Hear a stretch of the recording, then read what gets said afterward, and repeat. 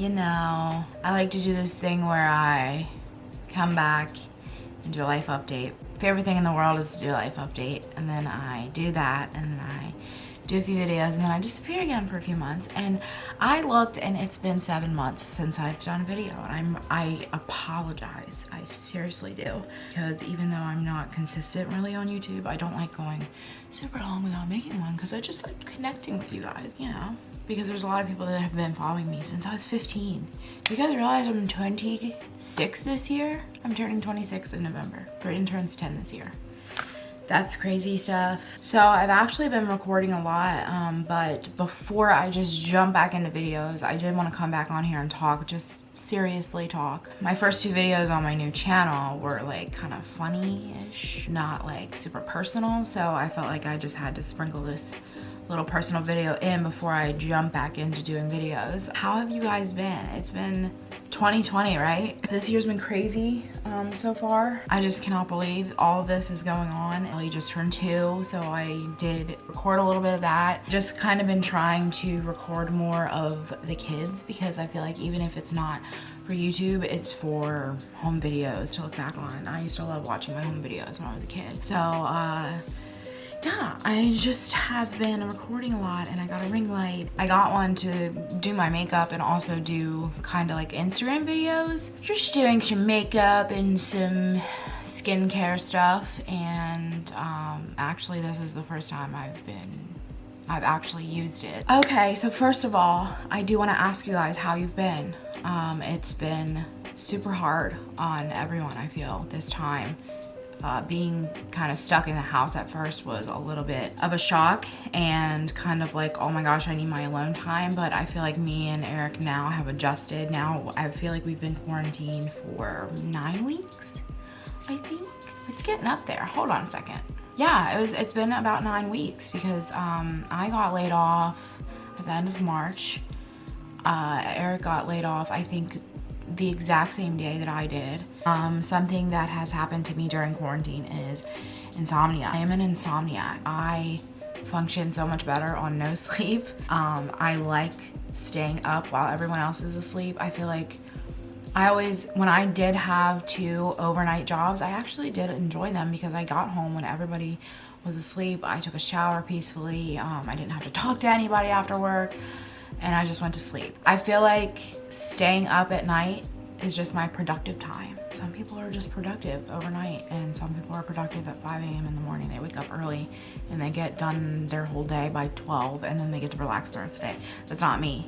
That is not me. But okay, so I just want to talk about life and where I left off. Last time I did a video, I was working part-time retail. So from there, I just was looking for a better paying job, because I wasn't making enough. Obviously retail, where I live, you don't make a lot. So I was only working part-time. I honestly did keep just overwhelming myself with difficult things that I couldn't handle at that time with my mental space. Like, living with my mom really fucked with me. Like, it really messed with me, because I had already moved out and moved on kind of with Eric, and then had to move back in with her, and I didn't have to. I was only moving back in to rent from her so that I could buy a house. It was just the cheapest option. She was only letting me pay her like $200 a month.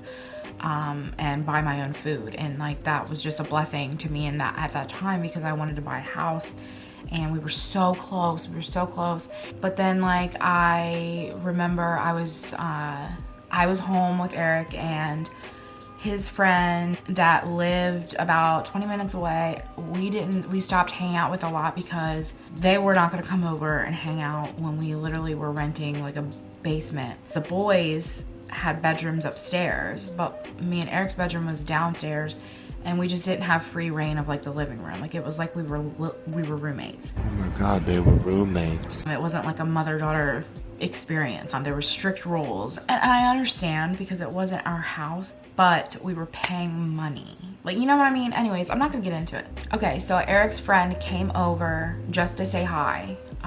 They literally walked in the house, into our room, maybe said like a sentence, and my mom started blowing up my phone. Get them out of my house, you didn't even ask. I was literally going off. Like, I was just planning to have like a party or something while she was gone, and she was saying that I wasn't expecting her home, so I invited these people, strangers, over to her house. And anyways, that was just the last straw for me. So then we actually planned to buy a house with my refund check with my school, because I had a scholarship and then I had loans on top of that. So I got a good one, and we planned to pay off the last of what we had to buy a house. And it was just so bad. The fight that we had over that was just so bad that I just could not stay there another week. So we literally found a place that was actually 3 doors down from where my brother lived, and we moved in. And it was right after we got married. As soon as I moved, I cut my mom off, and that's when everything got bad. Like, I wrote my book. I got in a really bad mental space. That's where I'm going with this, is I chose a career at that time, even though we really needed the money. I just chose a career at that time that I felt was not gonna be hard on me. I was just scrolling on Indeed one day, and I came across this store that my mom and I actually used to shop at the local outlet mall. It was where they sell like discount makeup, like Estee Lauder. It was for a key holder, and I have opened places before. I've handled cash registers, things like that. So I applied, and I got a call, and I got the job. I got really close with the people that I worked with and hung out with them outside of work. One of my friends that I actually made from there married my brother-in-law, so it just kind of like changed my life. I stayed there for 2 years, and it really helped me with growing up. I got a lot of advice. I felt like my boss there was my mentor. Then it got to where like I feel like we just needed more money. I needed to make more money. I needed to contribute more. I started applying to places, and I was getting interviews, but none of the hours like worked out.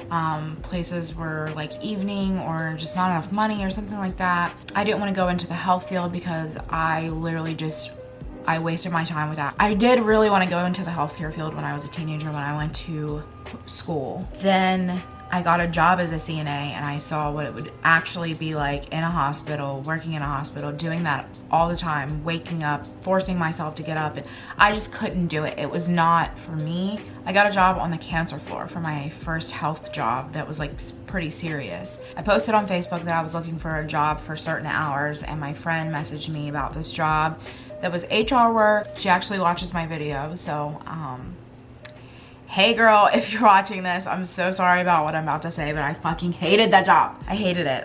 So I got that job. I ended up getting an interview, and I was hired like a month later after I talked to her about it, and it was just horrible. From the beginning, I saw that it lacked diversity a lot, and that is something that really matters to me, because I just feel like I can tell what type of people are going to work there when there is no diversity there. Everybody stays in the status quo and are racist. That's basically who I worked with, and it was horrible every single day. It was just bullshit that I was listening to, and I had to just hold my tongue so bad every single day, and it just got to where I couldn't even handle it anymore. I ended up getting laid off from there, and during quarantine, I think I was quarantined for about 5 or 6 weeks, and I spent all this time with my family, and I realized that I'm spending more time there than I am with my family, and I'm miserable. Oh, I forgot to tell you what I actually did. I actually didn't do any HR work. I was a service coordinator for an electrical contractor, so I did the scheduling and all of that.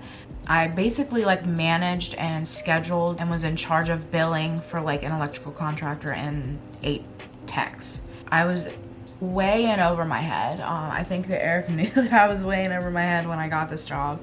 And these guys were brutal. They were so brutal to me, and then everybody in the office was just, it was just bad. I can't even put it into words, so I'm not even gonna waste my time. So I was quarantined for about 6 weeks, and then I realized all that. I was just thinking about that every single day. When is this gonna end where I have to go back to that miserable place?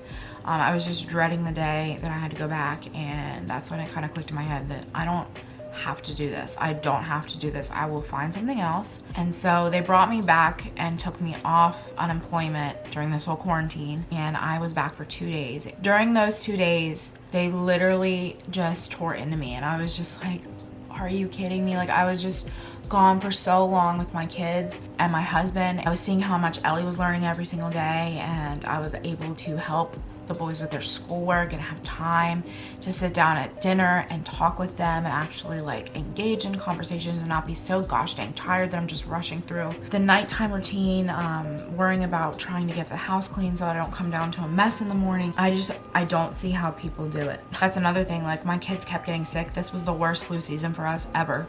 All of us got sick, all of us over and over again got strep, flu, and then I kept having to miss, and like I kept getting wrote up for that, and it was just like, it would say, oh, well, I understand because I was a young parent at one time and blah, blah, blah, blah, but you need to be here. What do you mean you understand? If you understand, you don't understand. There's nobody that can watch my sick kid. Like, I just feel like they care more about their business than people that sit in those chairs. Now that I've gone off on a tangent, what time is it? 7:13. I gotta wrap this up. I gotta keep going. Let me also talk about the different mental health things that I've been going through lately. So I was officially diagnosed with post-traumatic stress disorder from my childhood, which if you don't know about my childhood, I'll give a quick rundown really quick. Just because I feel like I'm so desensitized to talking about this now that I can kind of mention it real quick, just so we are on the same page and then we can move on. I can't believe this is my life. I can't believe that I'm kind of shook right now saying this out loud. I feel like it kind of brings you down to earth when you say this stuff out loud. I was exposed to sexual things pretty young, pretty young. I think probably 5. The first time I ever really saw explicit things. At 10 years old, when I first started hitting puberty, really starting to show an interest in boys, my mom first initially started, I guess, this is how it kind of happens in my head, how the timeline goes. She met this lady in beauty school when her and my aunt decided to go to beauty school. She met this lady who had a son who was 13, I think he was 13 and I was 10. They just randomly showed me his picture one day of him in a football uniform for his middle school. Mind you, I was in 5th grade. He was in 8th grade. So he was like super, hitting puberty, and I was just starting to figure myself out. I hadn't got my period yet. So anyway, they showed me this picture of him in his football picture, say that we're gonna hang out. They make us hang out, and then it's kind of just like forced from there. Like, oh, okay. So during all of this, I was a competition cheerleader, and my mom got super involved with me cheerleading, and she was basically the photographer of the whole squad, like the cheerleading squad. She was always in the gym. While other parents were not allowed in the gym, she was always allowed in the gym with the camera. This camera thing, recording me and all of that, started way long before I got pregnant with Brayden. Whenever I did something wrong or didn't do my routine or whatever 100%, she would give me this look of disgust. It would make my anxiety shoot up, and I would just be scared for practice to end because I knew I was gonna get screamed at or hit in the car over cheerleading. One time I got a mental block. Right now, if you're a cheerleader or a gymnast, you know what a mental block is. You accidentally hit your head or fall while you're tumbling, doing like backflips, and then you're too scared to do it anymore. I've seen so many of my cheerleading friends do that, and I had it one time, and I just couldn't. I think I lost my position in the routine because I couldn't do the backflip. And on the way home, my mom she knew how much I loved my cheerleading jacket. It was my windbreaker, and it said my name on it, and like I was like 6 or 7 years old, and she knew how much I loved it, and she threw it out of the window. Honestly, I don't remember if we went back and got it, but she did throw it out the window, and it literally was like traumatizing as a kid. I wouldn't dream in a million years of doing that to the boys or Ellie, ever. When they made me start seeing this boy and I didn't do what she wanted, like if we were going to the pool and he wanted to come along, or she asked the mom, can he come along? And I was like, no, like I don't like him. I wrote in my diary that I didn't like him, and she found it and like screamed at me. Like I said, if like he wanted to go to the pool or something like that, I didn't want him to, or I just, wanted to go to the pool and enjoy the pool and not have to worry about talking to this boy and doing whatever, because if I don't talk to this boy enough, or pay attention to him enough or be nice enough to him up to my mom's standards, I would look over at her. She would give me this disgusting, like, it was like a shooting look that I would get from her. It just kind of budded from there. I started really developing. I started wearing a bra. When I wore bikinis, you could see like my figure, like I was getting hips. She started taking more provocative pictures, and I never asked her to take provocative pictures of me. I never asked to wear those things. She cannot tell anyone ever that I asked her to take those pictures of me or to dress that way. She bought me thongs when I was in 1st grade. She taught me how to shave my legs when I was in 1st grade. I started using the tanning bed when I was in 3rd grade. I got my belly button pierced when I was in 5th grade. That was not me. Was obsessed with taking pictures and being obsessed with my cheerleading life.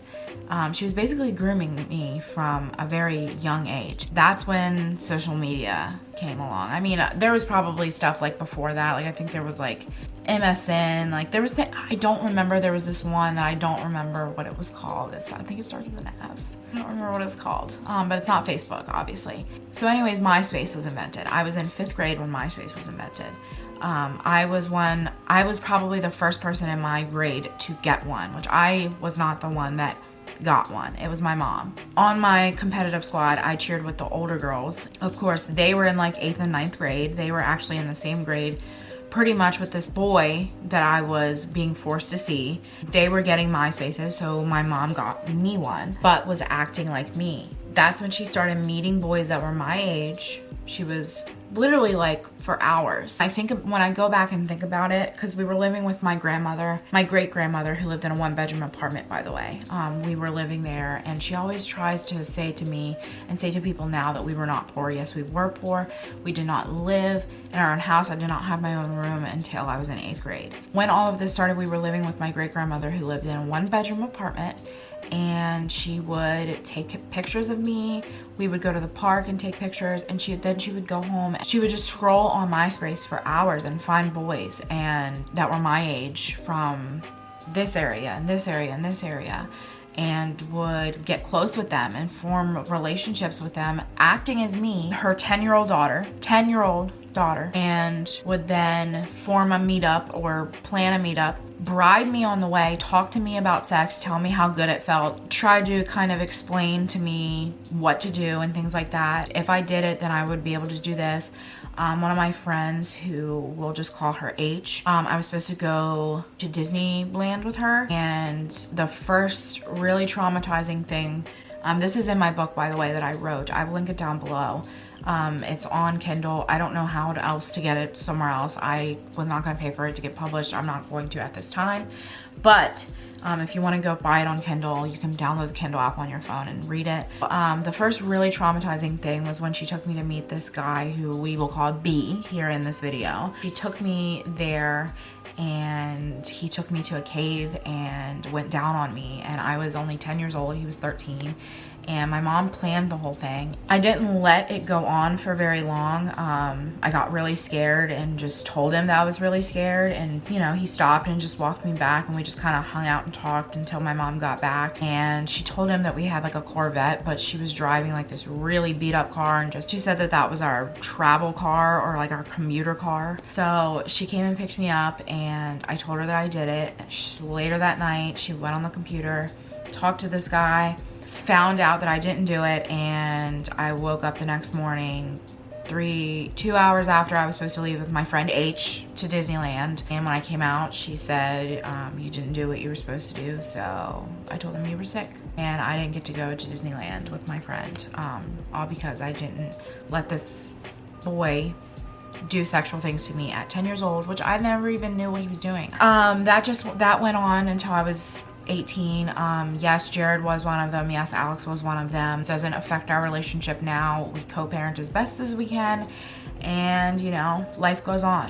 I do have post-traumatic stress disorder from it. I don't talk to my mom at all anymore. I actually don't talk to any of my family at all. I have seen my family a couple of times around here. I still live around my family, which my number one goal in my life is to get away far away from where I grew up because my whole family's still here, and everywhere that she took me to meet these guys, I still pass. Hotels, things like that were in my childhood book that I wrote, is still around. I have to pass it every now and again. So every now and again, actually every day. It takes a toll, and I really want to get away from here, but for right now we just can't. And also Eric's family is around here, and we are close with Eric's family. I've been taking medicine since I was diagnosed, and I went no contact with my mom in 2017, March 2017 to be exact. In September of 2017, I was getting ready one day and I was listening to music, and then all of a sudden I felt this huge wave of deja vu and kind of just like panic. And I thought I was just having a panic attack, which I guess I still don't really know what they are. I just look up and everything around me looks exactly the same. I've been in this exact same moment. I've been saying the exact words. Smells will smell the same. Cars will look the same. It's insane how detailed it is. But I get that feeling. I get the wave of panic. I get a tingling all down my body, but mostly in my arm. And then I gag. Sometimes I throw up. During quarantine, it's been happening multiple times a week. So it's been happening since 2017. Back then, it would go months without happening. Now it's been happening. Obviously, I've been inside more and inside my head more, doing the same routine more. So of course, like the deja vu, that doesn't help with that.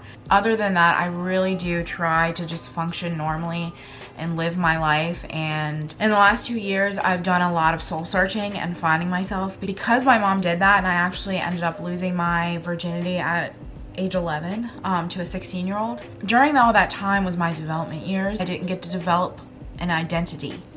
So I feel like I lack an identity, and that's what I've really just been trying to do for the last 2 years. I feel like I have grown up a lot and I found myself a lot. I'm just trying to be girly again and take care of myself and do things for myself and try not to focus on that. I try to take my medicine every day and just make sure, because if I don't, I do get in bad places. Yeah, so I've seen my brother and I have seen my aunt, and after the 2 sightings, I got a message on Instagram from my mom, basically thanking me for changing her life, and it was so much of a slap in the face that I almost didn't respond, but I had to, and I did. And I think I spoke my piece, and that's all I'll ever say again. I blocked her and I'm moving on. I'm working toward a goal of getting out of here so that I hopefully never have to see her face again or any of my family again, so that I don't have to have that awkward, like, oh, I saw you in Walmart, do I have to say hi? I saw my aunt at the DMV, she works there, and I had to go get my license renewed, and I had to go see her and have a whole goddamn conversation. It was so awkward because I had Andrew with me. It was just so awkward how she was talking about how he doesn't know who she was. Like, it was just like, it was hard on me. Like, it was just like, oh my God, I want to get out of here. That's currently where I am in life. Right before quarantine happened, I got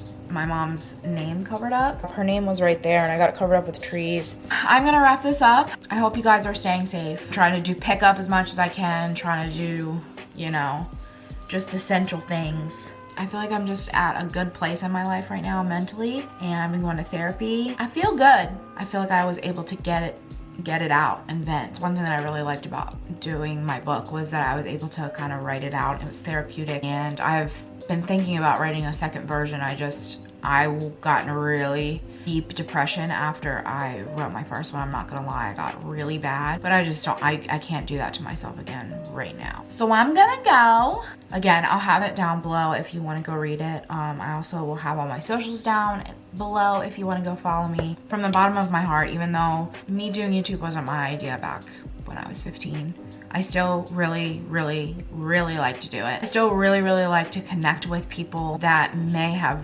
went through the same thing, or need somebody to talk to, or need somebody to come and watch their videos to escape, because I have my own YouTubers like that. My favorite one recently, by the way, is Raw Beauty Christy. She's so awesome. If you don't know who that is, please go check her out. She is the most down-to-earth YouTuber and the most beautiful person inside and out. I'll see you from the next video. I will probably do like a week in my life with Ellie's birthday. We'll see. Yeah.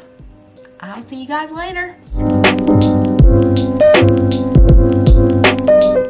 I'm about like an hour and 15 minutes from Washington, D.C. So like I'm in a super, populated area. And where am I going with this? Why do my hands look orange? That's weird. My whole body just looks a different color. My face looks a different color than my neck, than my fingers. I don't know.